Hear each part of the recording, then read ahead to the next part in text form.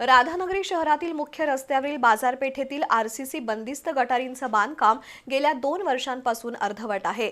6 ठिकाणच्या कॉर्नरवरील मोठे खड्डे तसंच अपूर्ण अवस्थेतील गटारी अपघाताला निमंत्रण देत आहेत। संबंधित ठेकेदार कंपनीकडून झालेलं दुर्लक्ष तसंच सार्वजनिक बांधकाम विभागाकडून कोणतीही ठोस कार्यवाही होत नसल्यानं नागरिकांमध्ये तीव्र संताप व्यक्त होतोय। एखादी दुर्घटना घडल्यावरच या विभागाला जाग येणार का असा संतप्त सवाल नागरिकांमधून उपस्थित होतोय।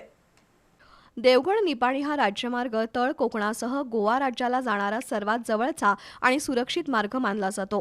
त्यामुळे या मार्गावरून प्रवासी आणि मालवाहतूक करणाऱ्या वाहनांची प्रचंड वर्दळ असते।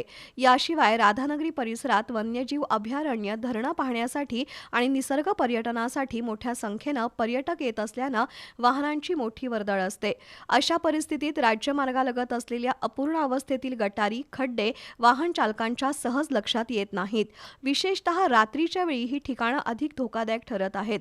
भरधाव वेगातील वाहनाचा ताबा सुटल्यास मोठी दुर्घटना होण्याची शक्यता नागरिकांकडून व्यक्त होतीये। सुमारे 2 वर्षांपूर्वी राधानगरी आगार ते कृषी संशोधन केंद्र या सुमारे 1 किलोमीटर अंतराच्या रस्त्याचं काँक्रिटीकरण करण्यात आलंय। त्यानंतर बंदिस्त आरसीसी गटरचं काम सुरू केलं, पण आज तागायत ते पूर्ण झालेलं नाही। गटरसाठी 6 ठिकाणी कॉर्नरवर करण्यात आलेली खुदाई तशीच विना बांधकाम ठेवण्यात आल्यानं हा संपूर्ण परिसर धोकादायक बनलाय।